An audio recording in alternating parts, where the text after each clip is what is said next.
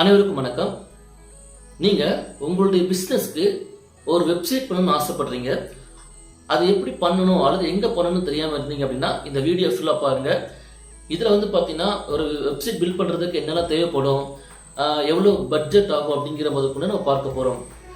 முதல்ல நீங்க பண்ற பிசினஸ் பாத்தீங்கன்னா எந்த மாதிரி சேல்ஸ் ஓரியன்டா, சர்வீஸ் ஓரியன்டா அல்லது எஜுகேஷன் ஓரியன்டா நீங்க சூஸ் பண்ணிக்கணும். இப்போ உதாரணத்துக்கு நீங்கள் சேல்ஸ் சம்மந்தமாக பண்ணுறீங்கன்னா உங்களுடைய வெப்சைட்டில் இருக்கிற கண்டென்ட் அப்புறம் இமேஜஸ் எல்லாமே சேல்ஸ் சம்மந்தமாக இருக்கணும். நீங்கள் ட்ரஸ்ட் நடத்துறீங்க, ஸோ நீங்கள் கொடுக்குற கண்டென்ட் எல்லாமே ட்ரஸ்ட் ரிலேட்டடாக இருக்கணும். சரியா? ஸோ டெம்ப்ளேட்டும் அதே மாதிரி தான் சூஸ் பண்ணணும். சரியா?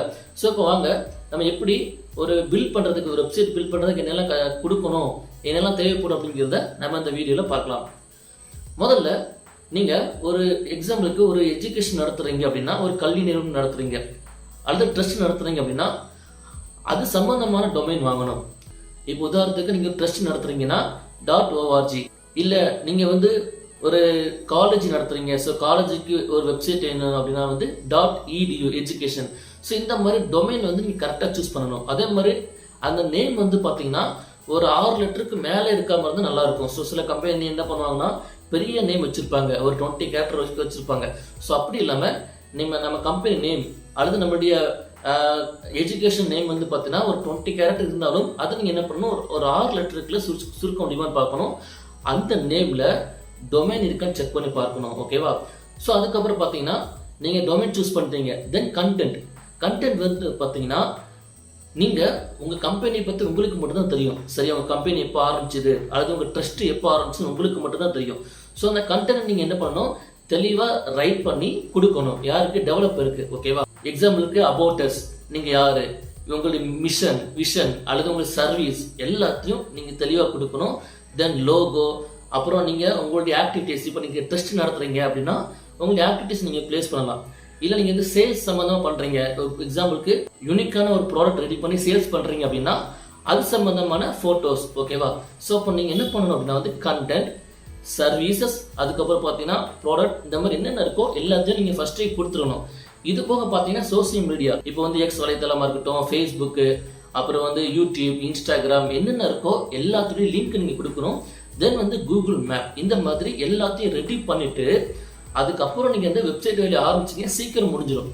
இல்லை அப்படின்னா என்ன நடக்கும் அப்படின்னா டொமைன் நீங்கள் ஒரு டைம் பிளாக் பண்ணுவீங்க, பிளாக் பண்ணிட்டு கண்டென்ட் ரெடி பண்ண 1 மந்த் ஆகும், அப்புறம் லோகோ பண்ணுறதுக்கு 1 மந்த் ஆகும்.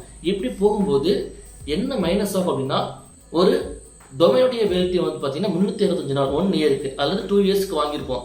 நீங்கள் ஒரு 3 மாதம் மட்டுமே வெப்சைட் மட்டும் பண்ணிட்டு இருந்தீங்க அப்படின்னா உங்களால் அதை முழுசாக முடிக்க முடியாது. அப்போ நீங்கள் வெப்சைட் பண்ண போகிறீங்க அப்படின்னா முதல்ல அதுக்கான கண்டென்ட்டை ரெடி பண்ணி வச்சுக்கணும். தென் பார்த்தீங்கன்னா உங்களுடைய அந்த நேம் இருக்கு இல்லையா, அது உங்கள் பேரில் வாங்கி வச்சுக்கலாம். தென் இந்த மாதிரி எல்லாம் ரெடி பண்ணிவிட்டு அதுக்கப்புறம் என்ன பண்ணணும், டெவலப்பர்கிட்ட போய் அப்ரோச் பண்ணணும். உங்களுக்கு யார், உங்கள் நியரஸ்ட் யார் இருக்காங்களோ, சரியா, ஸோ அவங்க நீங்கள் அப்ரோச் பண்ணலாம். நீங்கள் ஆன்லைனில் பண்ணுறீங்க அப்படின்னா யார் கம்பெனி வச்சு பண்ணுறாங்களோ, ஆஃபீஸ் வச்சு பண்ணுறாங்களோ அவங்கள அப்ரோச் பண்ணலாம். இல்லை எனக்கு ரொம்ப ரேட்டு கம்மியாக வேணும்னா ஃப்ரீலான்சர்ஸ் இருப்பாங்க, ஸோ அவங்கள்ட்ட நீங்கள் அப்ரோச் பண்ணலாம். உங்களுக்கு தேவைக்கு ஏற்ற மாதிரி உங்களை யார் புரிஞ்சுக்கிறாங்களோ, உங்களுடைய பிஸ்னஸ் நல்லா யார் புரிஞ்சுக்கிறாங்களோ அவங்ககிட்ட என்ன பண்ணிக்கலாம், நீங்கள் உங்களுடைய அந்த கண்டென்ட்டை கொடுத்தீங்கன்னா அவங்க தான் பண்ணி கொடுக்க முடியும். ஸோ எல்லா வேலையும் எல்லாரும் பண்ண முடியாது. ஸோ அந்த வெப்சைட் டெவலப்மெண்ட் பண்ணுறவங்க அதுக்குன்னு படிச்சிருப்பாங்க, ஸோ அவங்ககிட்ட கொடுத்தீங்க அப்படின்னு நல்லபடியாக பண்ணி கொடுப்பாங்க.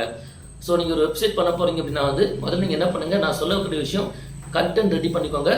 தென் என்ன நேமோ அந்த நேமை சூஸ் பண்ணிக்கோங்க. அதுக்கப்புறம் நீங்கள் வெப்சைட் பண்ண ஆரம்பிக்கும் போது நீங்கள் கொடுத்த டைம், இப்போ உதாரணத்துக்கு ஒரு வெப்சைட் பண்ணுறதுக்கு 3 டேஸ் ஆகுது அப்படின்னா 2 டேஸில் அவங்க முடிச்சு கொடுப்பாங்க. மேலும் நம்ம வெப்சைட் டிசைனிங் அண்ட் டெவலப்மெண்ட், அப்புறம் கஸ்டமைஸ்டு ஆப்லாம் பண்ணி கொடுத்துட்டு இருக்கோம். உங்களுக்கு தேவை அப்படின்னா எங்களை தொடர்பு கொள்ளுங்க. டிஸ்கிரிப்ஷனில் மொபைல் நம்பர் இருக்குது. மேலும் இந்த வீடியோ நீங்கள் ஒரு வெப்சைட் பண்ண ஆயத்தமாக இருந்தீங்க அப்படின்னா இந்த வீடியோ பிரோஜனமாக இருக்கு நம்புறேன். மேலும் சந்தேகங்கள் இருந்தால் கமெண்ட்ல கேளுங்க. மேலும் இது போன்ற வீடியோ வேணும் அப்படின்னா நம்முடைய சேனலை சப்ஸ்கிரைப் பண்ணிக்கோங்க. தேங்க்யூ.